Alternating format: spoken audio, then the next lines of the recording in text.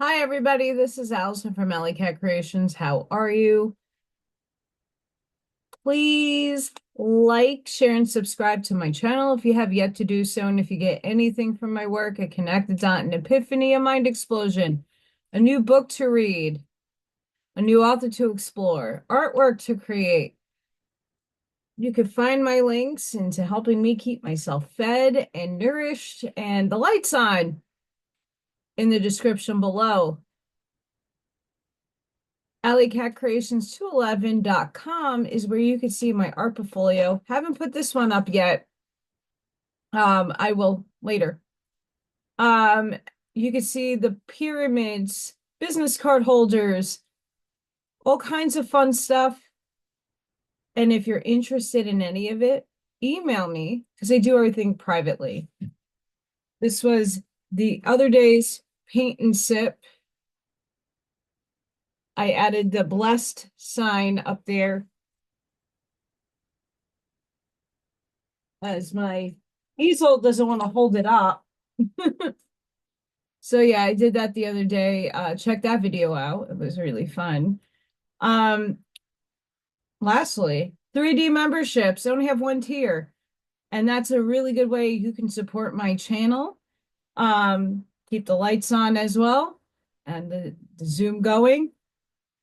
So channel members get their own videos. I do Oracle card reads for just channel members. And anytime I hold a raffle, which is once a month, you could be a winner.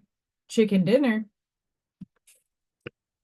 Chicken dinner to my raffle. Miss Kim won this beautiful skull. So maybe next time it could be you. But they get free entries into my raffle. So make sure that you are thinking about it.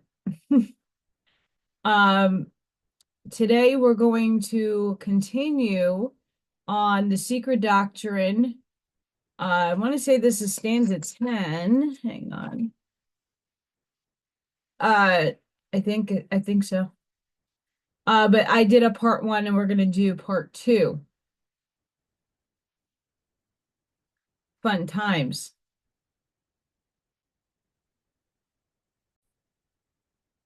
Okay, let's hope I don't need readers. Now the Vatican MSS of the Kabbalah, a single copy of which in Europe is said to have been in the possession of Count Saint Germain, contains a most complete exposition of the doctrine, including the peculiar version accepted by the Luciferians and other Gnostics. And in the parchment, the seven sons of life are given in the order they are found in the Saptasura. Sorry, I'm fucking that up. Only four of these, however, are mentioned in the edition of the Kabbalah, which are procured in the public libraries and even in a more or less veiled phraseology. Nevertheless, even this reduced number is amply sufficient to show an identical origin as it refers to the quaternary group of the Dahan Kohans and proves the speculation to have its origin in the secret doctrines of the Aryans. As well as is well known, the Kabbalah never originated with the Jews, who got their ideas from the Chaldeans and the Egyptians. Thus, even the now exoteric Kabbalistic teachings speak of a central sun and of three secondary suns in each solar system, our own included, as shown in that able, though too materialistic work, New Aspects of Life and Religion, which is a synopsis of the views of the Kabbalists in an aspect deeply thought and assimilated. I'm afraid to put glasses on, but I might have to because I'm having a hard time seeing. Let's see if I could see because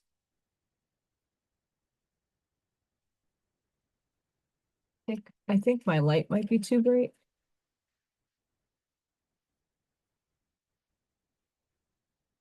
No, I can't do it.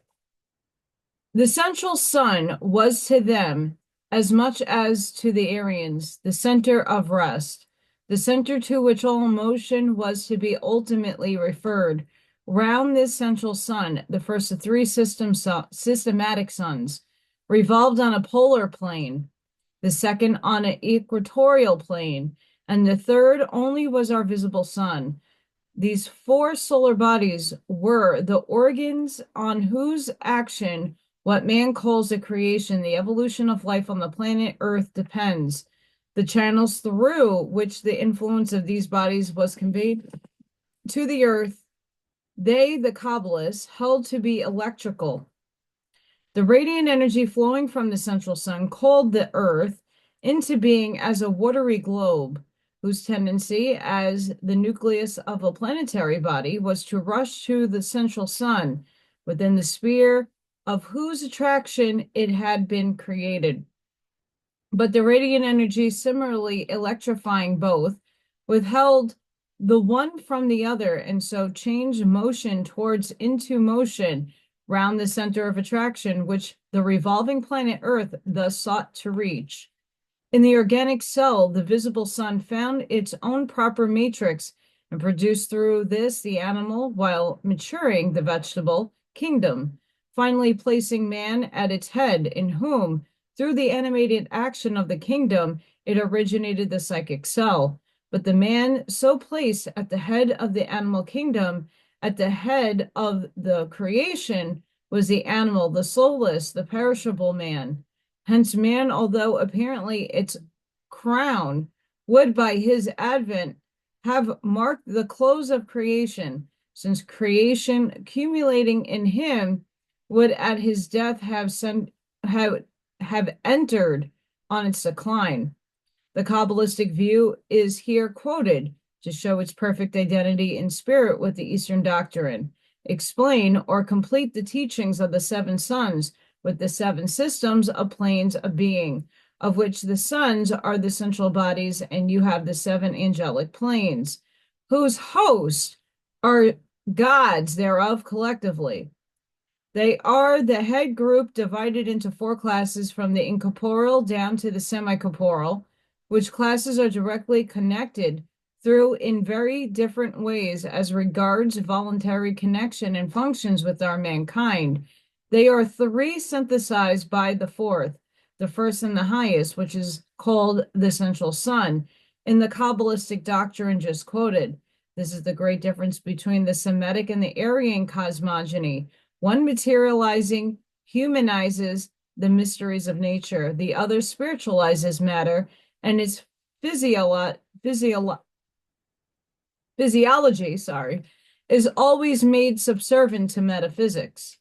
Thus, through the seven principles reaches man through all the phases of being, pure as an indiscrete element and an impersonal unity. It passes through the Kabbalah teaches from the central spiritual sun and group the second, the polar sun, which two radiate on man his Atma. Group three, the equatorial sun, cement the Buddhai to Atma and the higher attributes of manas, while group four, the spirit of our visible sun, endows him with the manas and its vehicle. The karma rupa, or body of passions and desires, the two elements of hakara, which evolve individualized consciousness, the personal ego. Finally, it is the spirit of the earth in its triple unity that builds the physical body, attracting to its spirits of life and forming the lingua saraya. Saraya? Maybe? I don't know. Sorry, I'm in the dark, but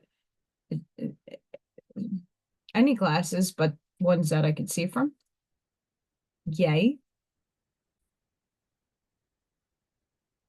Now, as everything proceeds psychically, the evolution of man, like everything else, the order in which he is generated is described fully in the Eastern teachings, whereas it is only hinted at in the Kabbalah, says the Book of Dzyan's With regard to primeval man, when first objected by the boneless, the incorporeal creator, first the breath, then Buddha, and the shadow sun, the body, were created.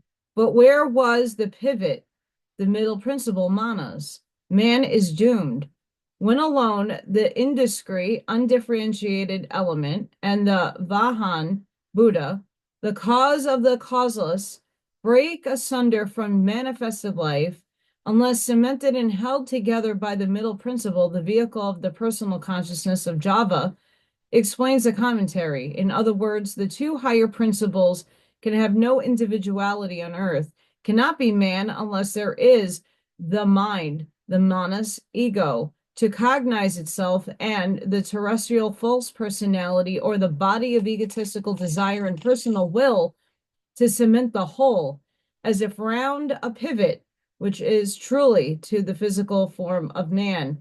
It is the fifth and the fourth principles, manas and karma rupa, that contain the dual personality. The real immortal ego, if it assimilates itself to the two higher, and the false and transitory personality, the Maravi or astral body, so called, or the animal human soul, the two having to be closely blended for the purpose of a full terrestrial existence. Incarnate, the spiritual monad of the Newton graft on that of the greatest saint on earth, in a physical body, the most perfect you can think of, in a two or even three principal body composed of its Sathula, Saraya, Purana, life principle, and Linga Saraya.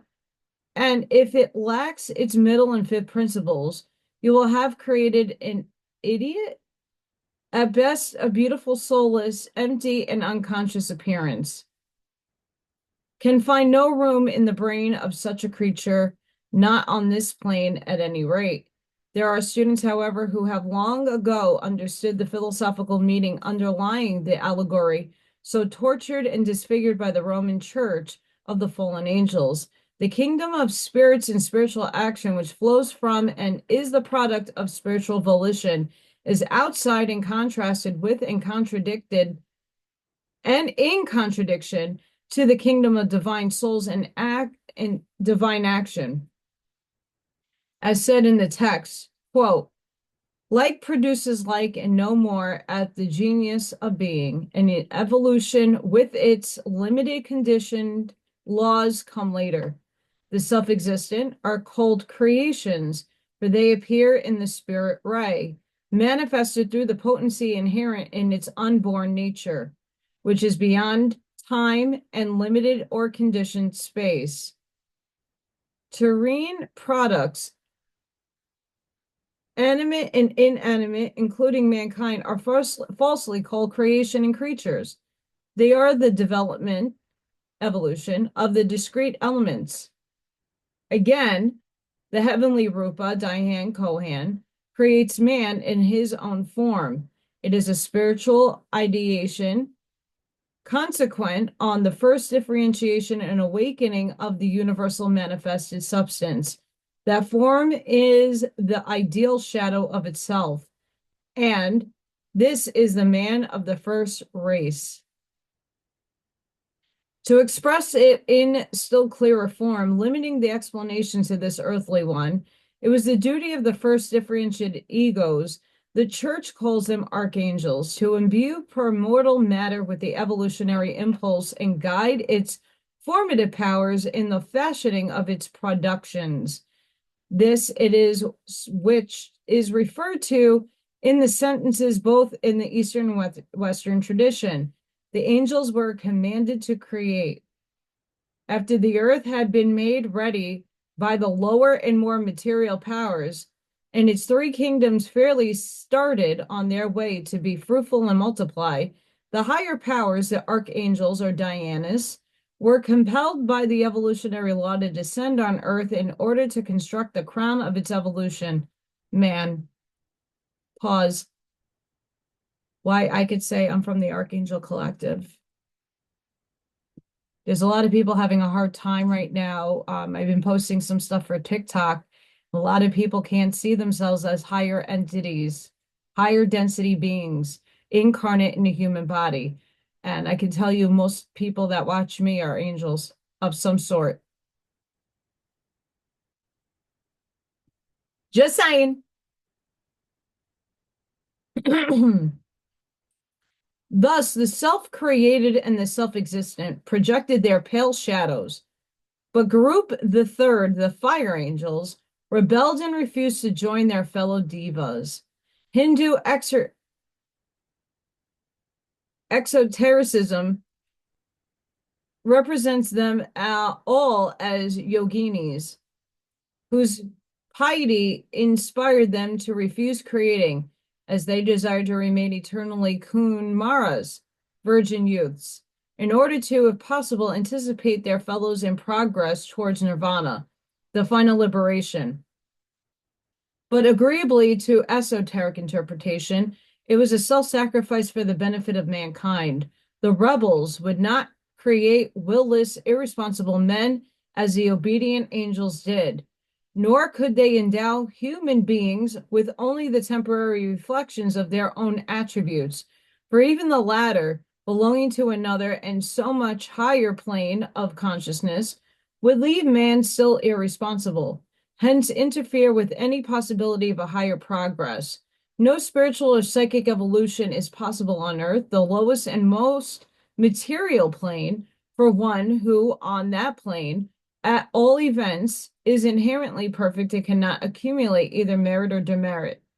Man remaining the pale shadow of the inert, immutable, and motionless perfection, the one negative and passive attribute of the real I am that I am, would have been doomed to pass through life on earth as in heavy dreamless sleep, hence a failure on this plane. The beings or the being collectively called Elohim, who first, if ever, pronounced the cruel words, "Behold, the man is become as one of us, to know good and evil.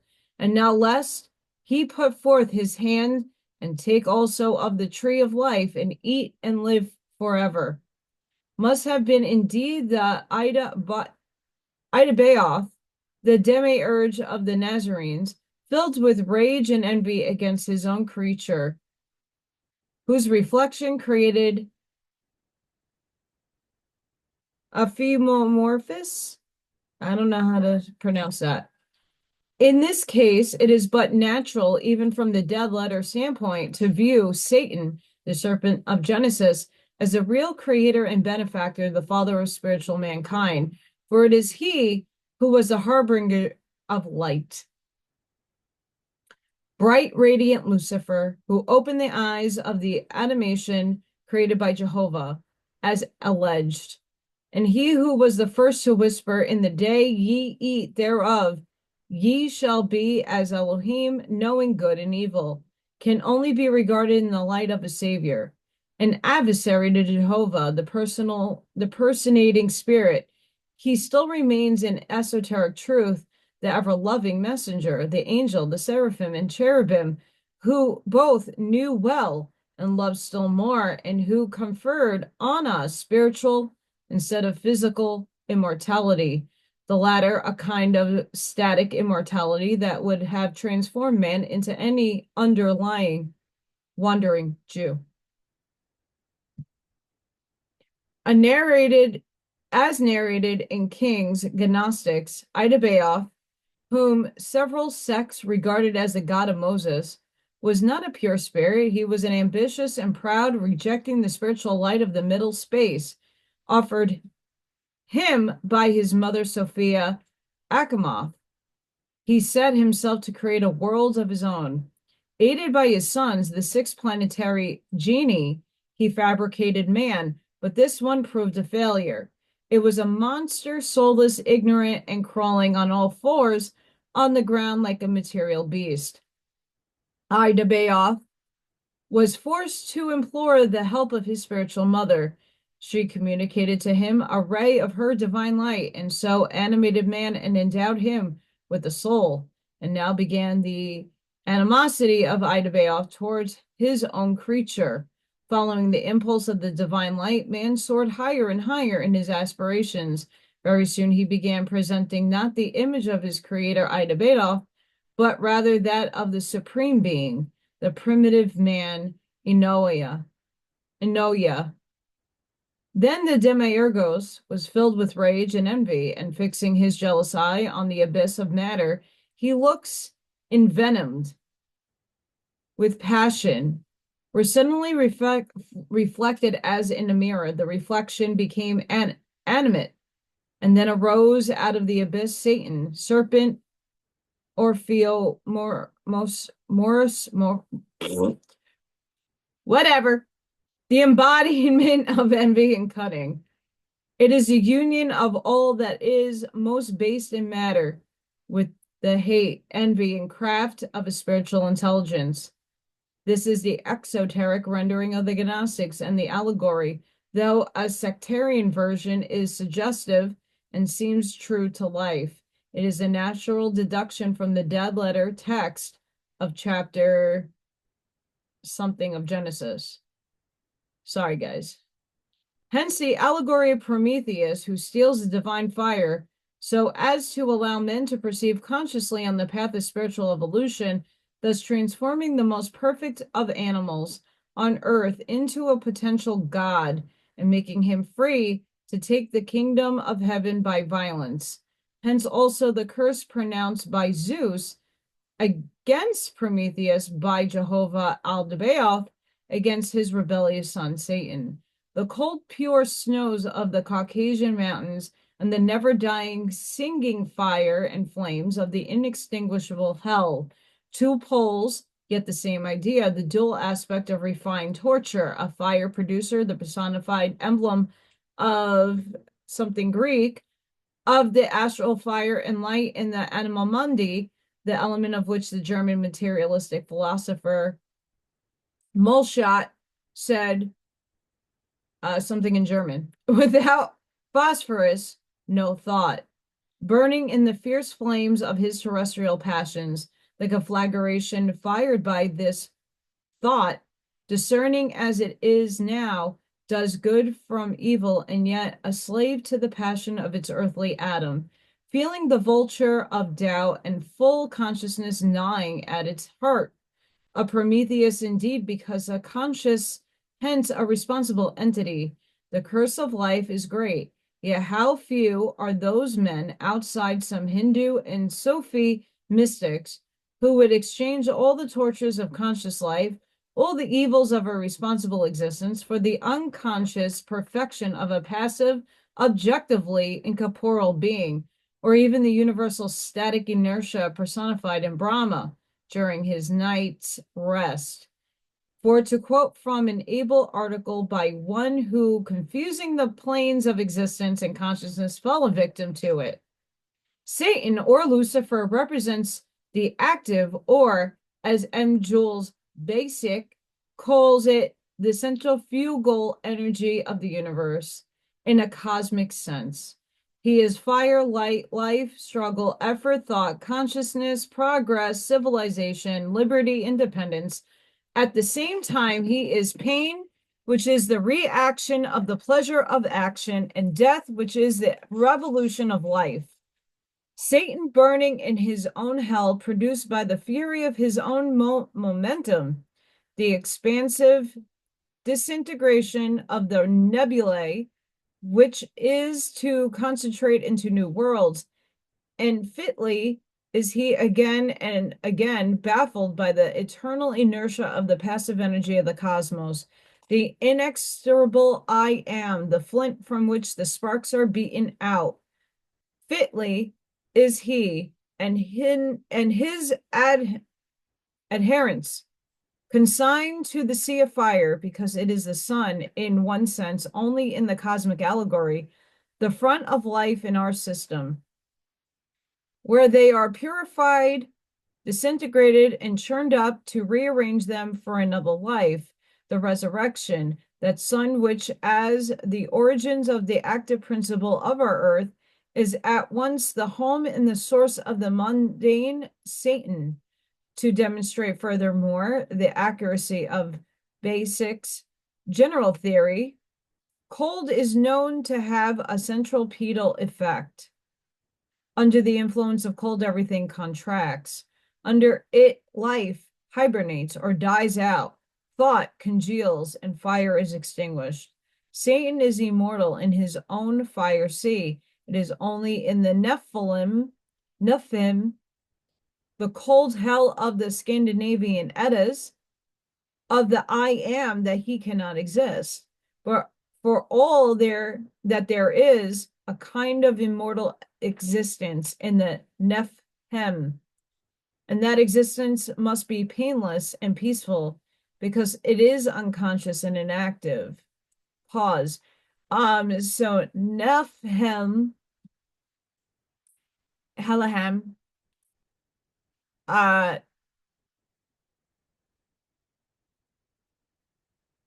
Hela exists, and hell, is not a bad place. It's a hall most people want to go to. It's very interesting. In the kingdom of Jehovah, if this God were all that the Jews and Christians claim for him, there is no misery, no war, no marrying and giving in marriage, no change, no individual consciousness. All is absorbed in the spirit of the most powerful. It is emphatically a kingdom of peace and loyal submission, as that of the arch rebel is one of war revolution. It is the former is, in fact, what Theosophy calls nirvana. But then Theosophy teaches that separation from primal source having once occurred, reunion can only be achieved by will effort, which is distinctly satanic in the sense of this essay. And that's so true.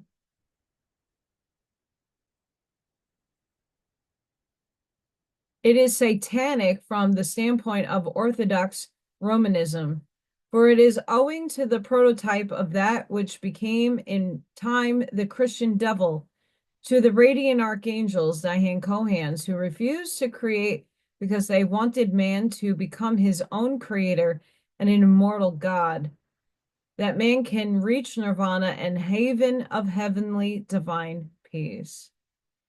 Holy shit. That is awesome. To this rather lengthy comment, the Secret Doctrine teaches that the fire devas, the Rudras, and the Kumaras, the virgin angels, to whom Michael and Gabriel, the archangels, both belong, the divine rebels, called by the all-materializing and positive Jews, the Nahash, or deprived, prefer the curse of incarnation and the long cycles of terrestrial existence and rebirths to seeing the misery, even if unconscious, of the beings evolved as shadows out of their brethren through the semi-passive energy of their two spiritual creators. If man's uses of life should be such as neither to animalize nor spiritualize, but to humanize self, before he can do so, he must be born human, not angelic. Hence, tradition shows the celestial yogis offering themselves as voluntary victims in order to redeem humanity, created godlike and perfect at first, and to endow him with human affections and aspirations. To do this, they had to give up their natural status and descending on our globe, take up their abode on it for the whole cycle of the Mahayuga, and exchanging their impersonal individualities for individual personalities, the bliss of sidereal existence for the curse of terrestrial life. See, it is a curse! The voluntary sacrifice of the fairy angels, whose nature was knowledge and love, was construed by exoteric theologies into a statement that shows the rebels angels hurled down from heaven into the darkness of hell or earth. Hindu philosophy hints at the truth by teaching that the Asuras hurled down by Shiva are only in intermediate state in which they prepare for higher degrees of purification and redemption from their wretched condition, but Christian theology, claiming to be based on the rock of divine love, charity, and justice of him it appeals to as its savior, has invented to enforce the claim paradoxically the dreary dogma of hell, the Archimedean lever of Roman Catholic philosophy. As to rabbinical wisdom, than which there is none more positive, materialistic, or grossly terrestrial, as it brings everything down to physiological mysteries. It's called these beings the evil one, and the Kabbalist Nahash deprives, as just said, and the souls that have thrown themselves after having been alienated in heaven from the Holy One into an abyss of the dawn of their very existence and have anticipated the time when they are to descend on earth. Zohar. And let me explain at once that our quarrel is not with the Zohar and the Kabbalah in their right interpretation, for the latter is ours, but only with the gross pseudo-esoteric explanations of the latter, and especially those of Christian Kabbalists. Well, our earth and man, says the commentary, being the products of three fires, whose three names answer in Sanskrit to the electric fire, the solar fire, and the fire produced by friction. These three fires explained on the cosmic and human planes are spirit, soul, and body. The three great root groups, with their four additional divisions, these vary with the schools and become, according to their applications, the upadis and the vehicles or the noumena of these. In the exoteric accounts, they are personified by the three sons of surpassing brilliancy and splendor of Agni. I don't know that last name. Son of Brahma, the cosmic logos by Swaha, one of Daksha's daughters. In the metaphysical sense, the fire of friction means a union between Buddha and the sixth and manas, the fifth principles, which thus are unified or cemented together. The fifth merging partially into and becoming part of the monad. In the physical, it relates to the creative spark or germ, which fructifies and generates a human being. The three fires, it is said, those names are Pravaka, Pravamana, and Sushi, were condemned by a curse of Vashita and the great sage to be born over and over again. The Bhagavad Gita Purana. This is clear enough. Therefore, the flames, whose functions are confused in the exoteric books and who are called indifferently Paraparati, Pritras, Manus, Asuras, Rishis, Kumaras, are said to incarnate personally in the third root race and thus find themselves reborn over and over again. In the esoteric doctrine, they are generally named the Asuras or the Ashura, Devata or Pura Devata gods, for as said, they were first gods and the highest before they became no gods and had form. Spirits of heaven fallen into spirits of the earth, exoterically note well in the Orthodox dogma. No theologian, any more than an Orientalist, can ever understand the genealogies of the I can't stand this language. The Manus and the Rishis, nor the direct connection of these, or their correlation rather with the gods, unless he has a key to the primitive cosmogony and theogony, which all the nations originally had in common. All these gods and demigods are found reborn on earth in various kaplas and as various characters, each moreover having his karma distinctly traced and every effect assigned to its cause. Before other stanzas could be explained, it was, as seen, absolutely necessary to show the sons of dark wisdom, though identical with the archangels, which theology has chosen to call the fallen, are as divine and as pure and more so than all the Michaels and Gabriels so glorified in the church. The old book goes into various details of astral life, which at the juncture would be quite incomprehensible to the reader. It may therefore be left for a later explanation, and the first and second races can now only receive bare notice. Not so far the third race, the root race, which separated into sexes and which was the first to be endowed with reason, man evolving prasu with the globe and later having encrusted more than 100 million of years before the first human subrace had already begun materialize or solidify, so to say. But as the stanza has it, the inner man, the conscious entity, was not. This conscious entity, occultism says, comes from nigh, in many cases, is the very entire essence and of the higher intelligence condemned by the undeviating law of karmic evolution to reincarnate in this Manvarata. This verse 39 relates exclusively to the racial divisions. Strictly speaking, esoteric philosophy teaches a modified polygenesis.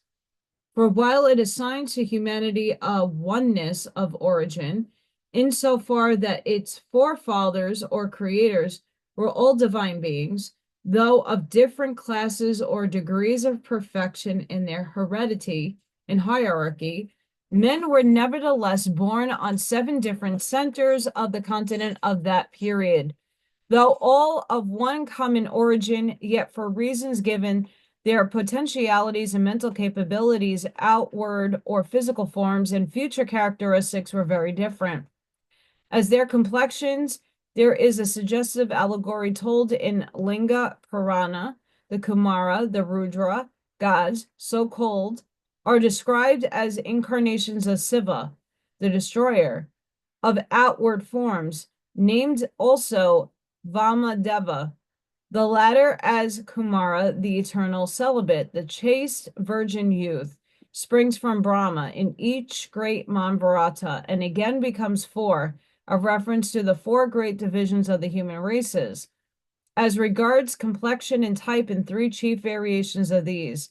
Thus, in the 29th Kapala, in the case of reference to the transformation and evolution of the human form, which Siva ever destroys and remodels periodically, down to the Manvaratic great turning point about the middle of the 4th Atlantean race, in the 29th Kapala, Siva, as I'm not pronouncing that name, the root Kumara becomes from moon-colored white. In his next transformation, he is red, and in the esoteric versions differ from esoteric teaching. In the 3rd, yellow, in the 4th, black. Esotericism now classes these 7 variations with their 4 great divisions into only 3 distinct primeval races, as it does not take into consideration the first race, which had neither type nor color, and hardly any objective thought colossal form. The evolution of these races, their formation and development, went pursue in unparalleled lines with the evolution, formation, and development of 3 geological strata, from which the human complexion was as much derived as it was determined by the climates of those zones. It names 3 great divisions, namely the red-yellow, the black, and the brown-white. The Aryan race, for instance, now varying from dark brown, almost black, red, brown, yellow, down to the whitest creamy color, or yet all of one and the same stock. The 5th root race spring from one single progenitor called in Hindu exotericism by the generic name of the long V name Manu. The latter, remember, being the generic personage, the sage, who is said to have lived over 18 million years ago, and also 850,000 years ago, at the same time the sinking of the last remnants of the great continent Atlantis. and who is said to live even now in his mankind. This light yellow is the color of the first solid human race, which appeared after the middle of the third root race, after its fall into generation, as just explained, bringing on the final changes, for it is only at the period that the last transformation took place, which brought forth man as he is now, only a magnified scale. This race gave birth to the fourth race, Siva, gradually transforming the portion of humanity which became black with sin into yellow-red, the Red Indians and the Mongolians being the descendants of these, and finally into brown-white races, which now, together with the yellow races, form the great bulk of humanity. The allegory in Lingua Purana is curious as showing the great ethnological knowledge of the ancients. When reading of the last transformation, the reader consider at the juncture, if that took place 18 million years ago, how many millions more it must have required to reach that final stage. And if man in the gradual consolidation developed pari passu with the earth, how many millions of years must have elapsed during the first, second, and the first half of the third race? For the earth was in comparatively etherical condition before it reached the last consolidated state. The archaic teachings, moreover, telling us that during the middle period of the Lemuro-Atlantean race, 3.5 races after the genesis of man, the earth man and everything on the globe was of still grosser and more material nature, while such things as corals and some shells were still in semi-gelatinous astral state. The cycles that intervened since then have already carried us onward on the opposite ascending arc, some steps forward toward our dematerialization, as the spiritualists would say. The earth, ourselves, and all things have softened since then, even our brains, but it has been objected by some theosophists that an ethereal earth, even some 15 or 20 million years ago, does not square with geology, which teaches us that winds blew, rains fell, waves broke on the shore, sands shifted and accumulated, etc., that in short, all natural causes now in operation were then in force. In the very earliest ages of geological time, that of the oldest Paleozoic rocks. To this, the following answers are given. Firstly, what is the date assigned by geology to those oldest Paleozoic rocks? And secondly, why could not the winds blow, rain fall, and waves, carbonic and apparently, as science seems to imply, break on the shore, on the earth, semi-astral? The word astral does not necessarily mean as thin as smoke in occult phraseology, but rather starry, shining, or placid in various and numerous degree, from a quite filmy to a viscid state, as just observed. But it is further objected. How could an astral Earth have affected the other planets in the system? Would not the whole process get out of gear now if the attraction of one planet was suddenly removed? The objection is evidently invalid, since our system is composed of older and younger planets, some dead, like the moon, others in process of formation, for all astronomy knows to the contrary. Nor has the latter ever affirmed, so far as we know, that all the bodies of our systems have sprung into existence and developed simultaneously. The cis-Himalayan secret teachings differ from those of India in the respect. Hindu occultism teaches that long V-name Manu, humanity is 18 million odd years old. We say yes, but only so far as physical or approximately physical man is concerned, who dates from the close of the third root race. Beyond that period, man, or his filmy image, may have existed for 300 million years, for all we know, since we are not taught figures which are and will remain secret with the masters of occult science. as justly stated in esoteric Buddhism. Moreover, whereas the Hindu Puranas speak of the one long V name and Manu, we affirm that there were several, the name being a generic one. We must now say a few more words on the physical evolution of man. And I'm going to end it here because it's a long stanza, a long one. And it's getting late by me. Very late. Not necessarily very late, but late enough. And I have some semi-good news. So I was walking in the hallway today and my assistant principal was walking and she asked me, is everything okay? And I said, yeah, I got some study material. I want to take the state test to become an art teacher because I found out I only need a bachelor's. Ding, ding, ding, chicken winter dinner. I have it. And I need to get my life back in check. And she opened up to saying that the art teacher is, in fact, retiring and that there's a job here. And if I want it, I have a big shot of getting it.